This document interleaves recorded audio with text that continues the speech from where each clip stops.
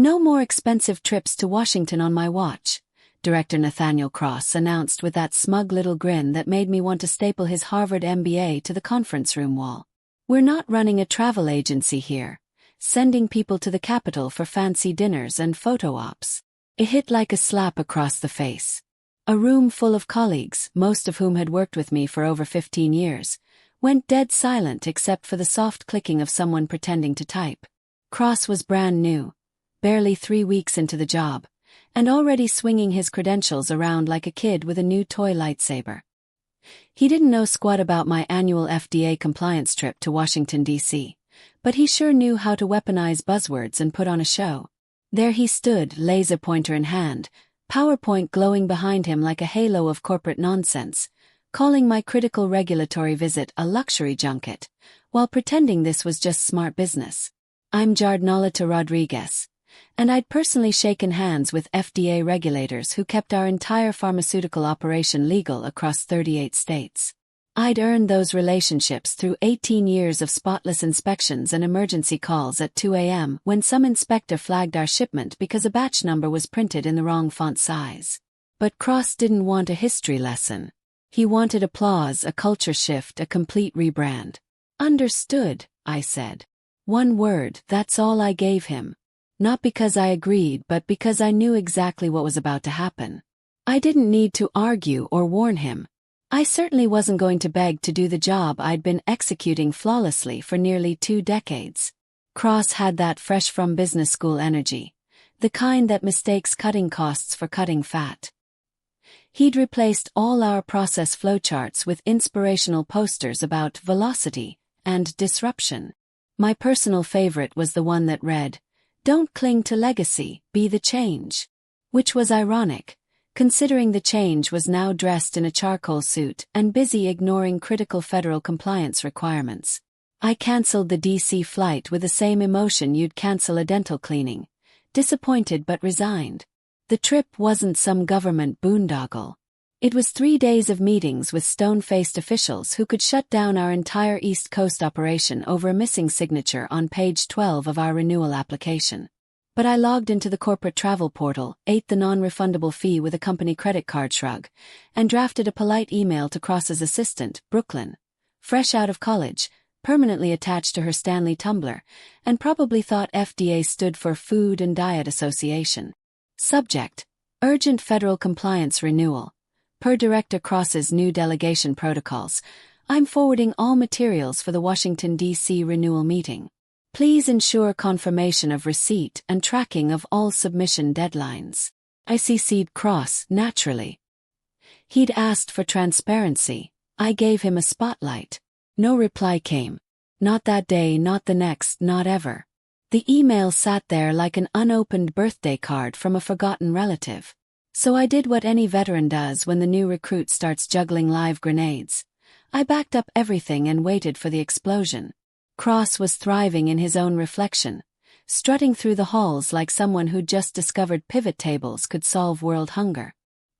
He'd called 3 alignment meetings in 2 weeks, each one featuring color-coded efficiency charts and mandatory brainstorming sessions with slogans like "Streamline to Excellence."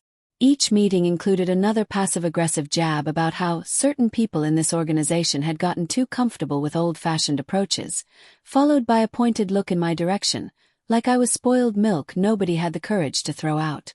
I stopped taking the bait, stopped raising my hand during his presentations, and started documenting everything. Email chains, meeting recordings, even casual hallway conversations where he made offhand comments about eliminating travel-heavy positions. It was like watching someone try to defuse a bomb by hitting it with a hammer, entertaining if it weren't so dangerous. Brooklyn, bless her heart, was now drowning in responsibilities she didn't understand. I watched her Google FDA compliance requirements during one of Cross's innovation workshops. She'd been tasked with managing federal renewals for a pharmaceutical company, and she once asked me if Schedule II Narcotics was a new scheduling app. "You doing okay, Jardnolita?" my cubicle neighbor Amanda would ask during coffee breaks. "Why didn't you go to Washington this year?" New management philosophy, I'd say, stirring my Earl Grey. We're streamlining operations, cutting unnecessary expenses. I even put a sticky note on my monitor with the FDA renewal deadline circled in red marker, purely decorative since I wasn't authorized to handle it anymore. Cross had made that crystal clear during his Delegation Revolution presentation, where he announced that senior staff would be empowering junior team members to take ownership of legacy processes. Translation: expensive people like me would step aside so cheaper people like Brooklyn could learn on the job. With federal regulators. During renewal season, the quiet ticking of disaster grew louder each day. I felt it in my bones, that familiar dread of watching a freight train heading toward a school bus while everyone else admired the train's fresh paint job. Behind the scenes, I was building my own insurance policy. Every email from Cross went into a special folder. Every directive, every meeting note, every Slack message where Brooklyn responded with thumbs-up emojis to questions that clearly required detailed compliance protocols. I labeled the folder Project Files and renamed it something innocent: Lunch Survey Results.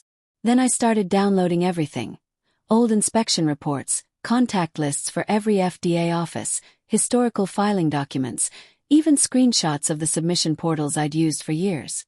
Cross had deleted my shared calendar from the company drive, the one that tracked every regulatory deadline, contact tier, and renewal requirement. Didn't matter. I'd kept my own copy, and it was better than his would ever be. The bomb was ticking, and I had front-row seats to the explosion. The subject line was polite but direct in that uniquely federal way. Renewal status update. Action required by August 15th. Timestamped 4:17 a.m. Eastern. FDA regulators don't care about your sleep schedule. They assume if you're doing business in their jurisdiction, you'll wake up early enough to keep your paperwork in order. The email went to Brooklyn and, almost as an afterthought, CC'd me. Probably because I was still listed on some ancient contact sheet from my years of flawless compliance management. One last ghost echo from when things actually ran smoothly. I read it over my first cup of coffee twice. Everything was there. The renewal portal link, updated documentation requirements, the reminder about automatic penalties for lapsed certifications, even the stern warning at the bottom that read, "Failure to comply by August 15th will result in immediate license suspension and daily fines as outlined in Section 7.3 of Federal Regulation 483.12. I knew what that meant. The FDA wasn't bluffing. Open Slack. Brooklyn's status showed a palm tree emoji with, "Oh, until Thursday. Coachella recovery mode." Musical note. Of course she was at some music festival. The person now entirely responsible for keeping our pharmaceutical operation federally compliant was somewhere in the California desert, probably wondering why her phone kept buzzing with work emails. I stared at my screen, mouse hovering over the email forward button. I could have sent it directly to Cross. Could have called his office. Could have walked over and handed him a printed copy wrapped in a bow with a sticky note that said, "This is why we take the DC trip." But I didn't. Because I wasn't authorized anymore. Cross had made that abundantly clear when he stripped my portal access, removed my contact privileges, and cut me out of the regulatory chain of command. I was just a name on a CC line now, a footnote in an operation I'd built from handshakes and federal compliance expertise. Instead, I opened a new folder on my desktop, Final Documentation Archive. I spent the next 4 hours compiling every relevant document. Past renewals, correspondence with regulators, internal compliance guides, audit histories. I downloaded everything. Inspection logs, call transcripts, even photos from my last in-person meeting with the FDA team leader, where we shared terrible vending machine coffee and she told me I was the only pharma rep who actually read their guidelines cover to cover. When I finished, I transferred everything to an encrypted flash drive, then another, labeled one Company Archive and the other Personal Insurance, and locked them in separate desk drawers. The email remained unread by 5 p.m. I checked out of habit, then again before leaving the office. Brooklyn was busy posting Instagram stories of herself in glittery face paint, holding what looked like a $20 smoothie. One caption read, "When the bass drops just right, musical notes sparkles, #desert vibes, #living my best life." I didn't comment, didn't like it. I just made another backup of my archive and walked to my car like I was carrying nuclear codes in my purse. It's amazing how loud silence can be when you know what's waiting on the other side. A deadline, a system, a regulatory freight train with no conductor, and a driver who thinks compliance is just another word for paperwork. This wasn't revenge. Not yet. This was just gravity. And the laws of consequence were about to start their slow, inevitable descent. It was a Tuesday morning, humid and gray. The kind of weather that makes the office fluorescent lights feel extra soul-crushing. I just settled in with my ceramic mug and a fresh tea bag when the first Slack message pinged through like a digital fire alarm. Urgent DC portal issues. Anyone else locked out of the FDA renewal system? Shows our registration as suspended. Need immediate access for Q3 batch approvals. 2 production lines on hold. The message was from our Atlanta facility manager, probably panicking as he watched millions of dollars in pharmaceutical inventory turn into expensive paperweights. I read it 3 times, each word sinking in like slow-dripped reality. I didn't move, didn't react, just gently dunked my tea bag while watching the amber swirls dance like smoke signals of impending disaster. Cross responded within minutes. Fastest I'd ever seen him react to anything that didn't involve a VP mentioning his name. Probably a technical glitch. Try clearing your browser cache or submit an IT ticket. Loop me in if it's still down by end of day. End of day. I nearly choked on my Earl Grey. The Atlanta team pinged again, less diplomatic this time. We've tried 4 different browsers and 3 networks. It's not a cache issue. The portal says our federal license number is invalid. Another ping. 2 production batches flagged by quality control. One's time-sensitive medication. We need that portal access now. Cross went radio silent. Brooklyn was still tagged desperately by the Atlanta team, but her profile showed the same festival photos. Probably still thinking FDA was a trendy new social media platform. I took a long, deliberate sip of my tea. The federal license had officially lapsed. The portal had locked us out. The FDA's regulatory system, in its typical cold precision, doesn't send friendly reminders or grace periods. Just a message that your account is now inactive and daily penalties begin at midnight Eastern Time. I opened my inbox and reread the original email from the regulators. August 15th deadline. Today was August 18th. 3 full days past due. That meant the penalty clock had been ticking. $50,000 per day for pharmaceutical operations. $150,000 and counting. Across the office floor, Cross was leaning over one of the junior analysts' desks, trying to look casual while clearly sweating beneath his carefully styled exterior. Just a temporary system hiccup, he announced loud enough for nearby cubicles to hear. We'll have it sorted out shortly. I didn't say a word. Didn't offer assistance.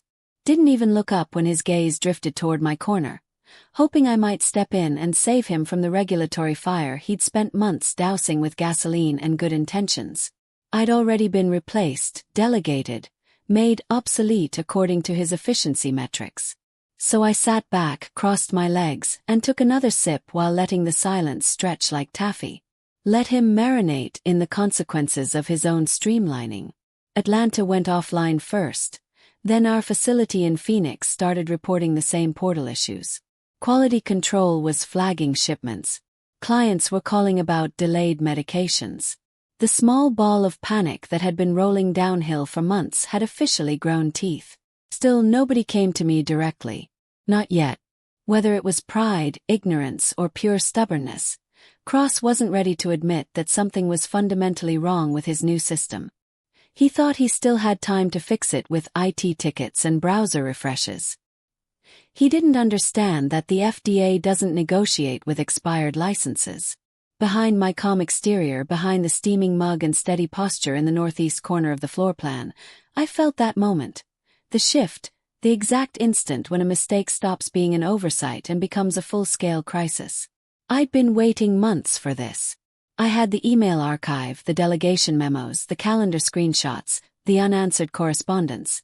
A complete paper trail leading back to one very avoidable decision made in front of 20 witnesses with a PowerPoint slide and a smirk.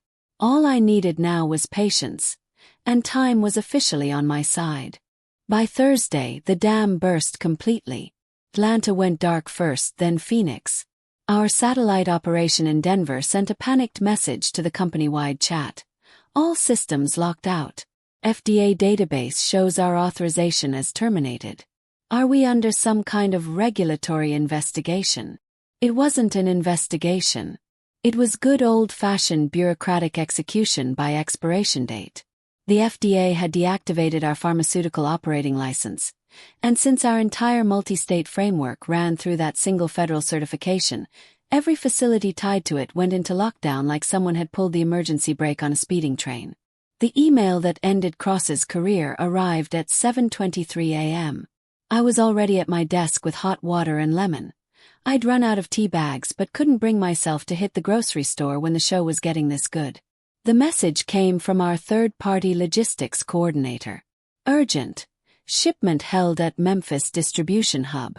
Batch #A4417B flagged due to expired business certification. Cannot release pharmaceutical freight without active federal license.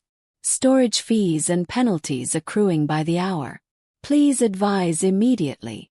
That shipment contained insulin and heart medication with strict temperature requirements.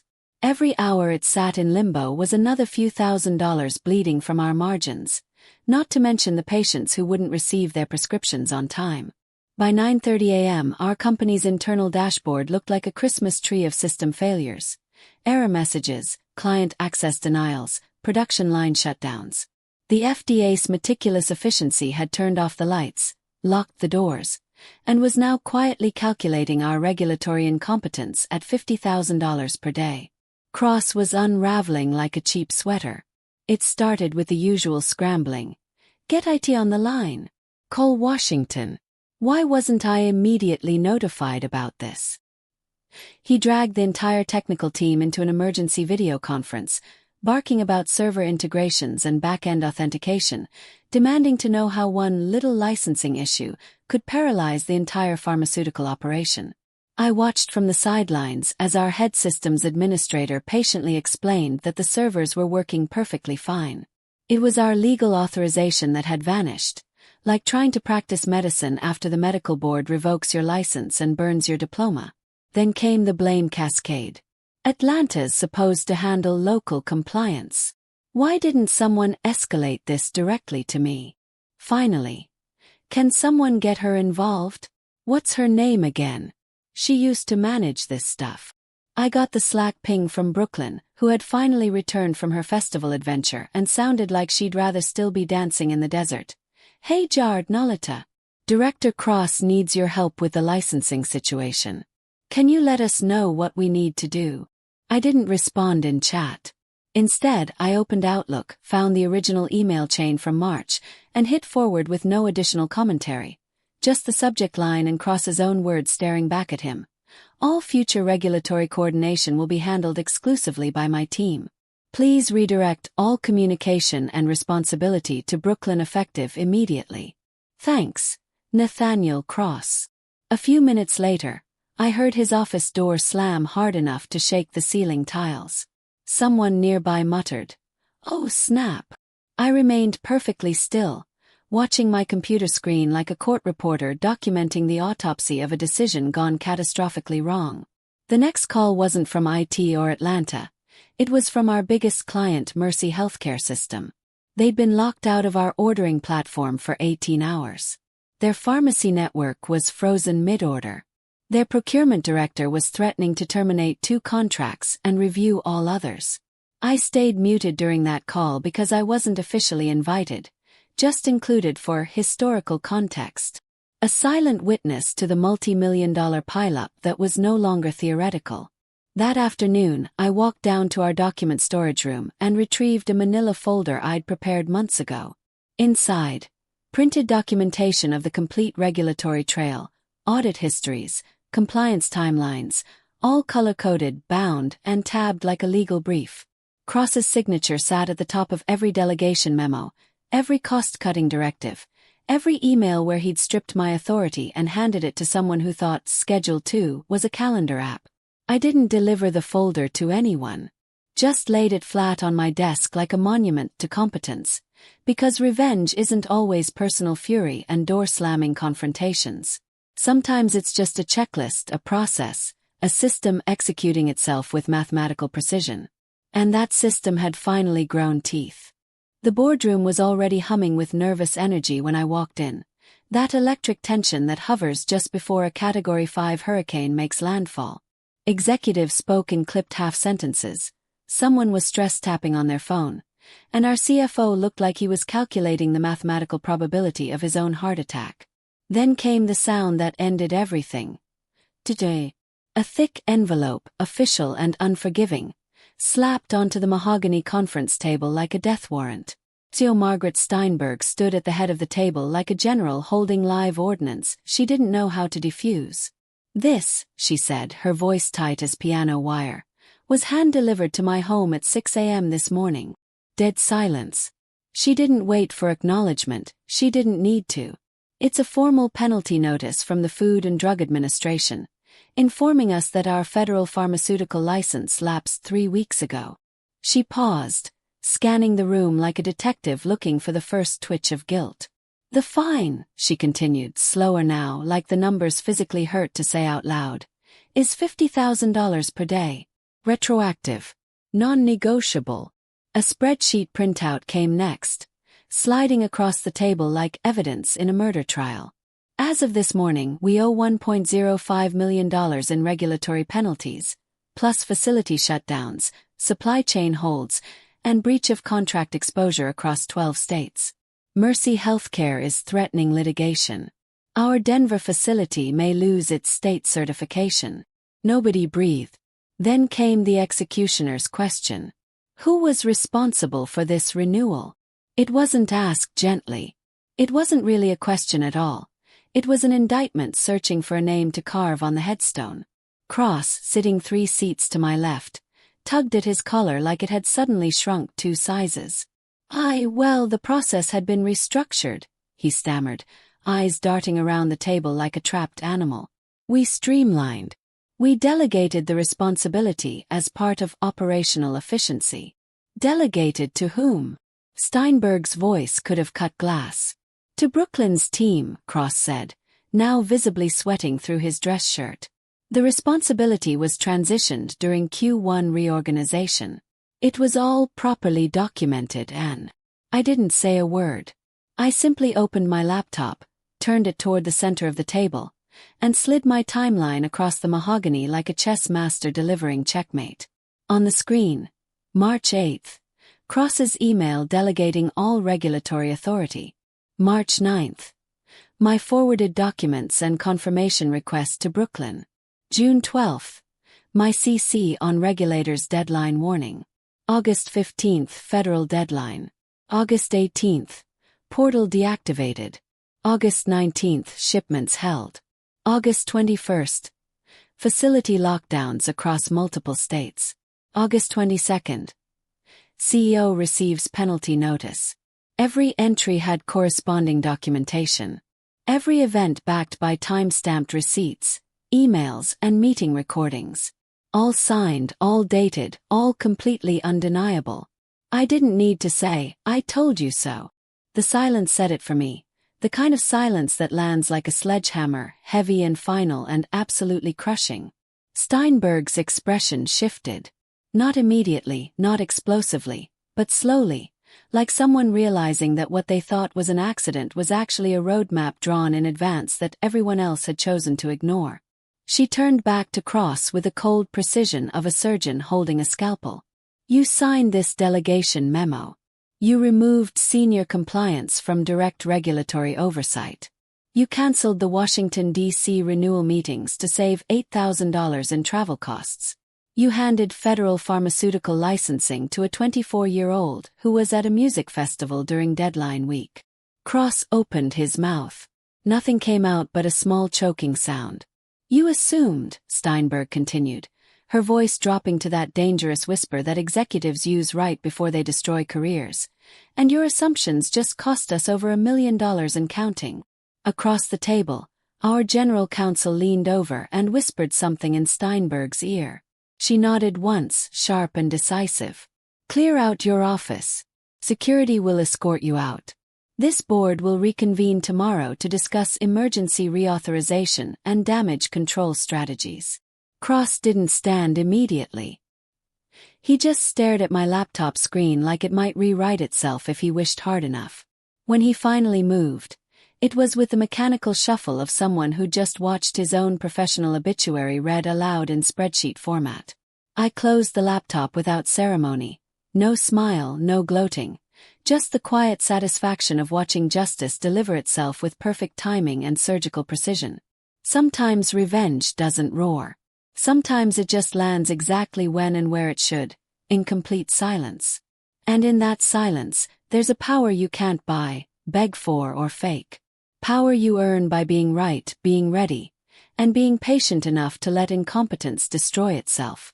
Cross's office was already half-packed when I walked past later that afternoon. Door cracked open, cardboard box perched on his desk like a tombstone for his career. I caught a glimpse of that motivational coffee mug he'd always bragged about, disrupt or be disrupted, now wrapped in bubble wrap and irony. No one spoke to him. No supportive colleagues offering coffee or networking contacts. Just dead air and a few junior employees avoiding eye contact like bankruptcy was contagious. HR called it administrative leave pending internal review, but everyone knew what it really was, the fall. Around 4 p.m., Steinberg's assistant appeared at my cubicle, speaking softly like she was delivering condolences. "Margaret would like to speak with you privately when you have a moment." The walk to the corner office felt surreal, like I was watching myself from above. Each step closing one chapter, each breath heavier with the weight of 18 years about to end. Steinberg didn't waste time on pleasantries. "Sit." I did. She looked exhausted, the kind of bone-deep tired that comes from doing crisis math on lost trust, money and reputation. "We can't undo what happened," she said, "but we can recover. With your help." She pushed a folder across the desk. Compensation package, retroactive promotion, stock options, corner office, all the things I would have killed for 6 months ago. But I already knew my answer. I reached into my purse, pulled out a neatly folded envelope, and placed it gently on top of her offer letter. My resignation, signed, dated, notarized. Her jaw tightened, not in anger but in recognition. "I'm sorry it came to this," jarred Nolita.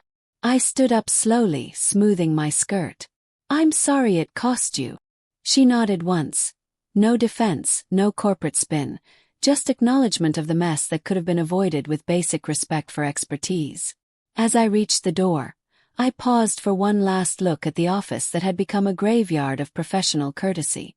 Then I leaned back, calm and controlled, and whispered, "Next time, maybe listen to the person who actually knows what they're doing." I walked out without a farewell email or hallway hugs, just the sound of my heels on marble tile and the building swallowing my silence like a secret it would choke on for years. Back at my desk I packed light, 2 folders, my favorite mug, and the encrypted flash drive labeled personal insurance. Someone from facilities nodded respectfully as I passed, like I'd just finished chemotherapy and won. Outside, the air was thick with late summer heat, the kind that makes everything feel slower and more deliberate. I didn't check my work email. Didn't book economy class. I walked straight to the airline counter and upgraded to first class. Washington, D.C. Not for compliance meetings or regulatory handshakes, but for me. For the Smithsonian museums I'd never had time to visit. For the monuments I'd only seen from taxi windows rushing between meetings. At 35,000 feet, sipping champagne and watching clouds dissolve below like all the excuses they used to make, I felt something I hadn't experienced in months. Peace. Back on the ground, someone in a boardroom was discovering that the penalty had reached $1.3 million and counting. Someone was finally reading the full FDA letter. Someone was panicking over the audit trail I'd left behind like breadcrumbs in a forest fire. But I wouldn't be there. I'd be walking the halls of the National Gallery, coffee in hand, laughing with a tour guide who appreciated expertise when she saw it. And maybe, just maybe, thinking how perfectly poetic it was that the only thing they'd ever wanted to eliminate was the only thing holding their entire operation together. Sometimes the best revenge isn't what you do, It's what you don't do when incompetence is busy destroying itself. Big thanks for reading this far, you magnificent troublemakers. If you enjoyed watching corporate karma work its magic, share this story with someone who needs to remember that experience isn't just expensive, it's irreplaceable. And to all my fellow compliance professionals out there, never let them convince you that your expertise is just overhead. Your knowledge is the dam holding back the flood. And when they tear it down to save money, well, that's when the real show begins.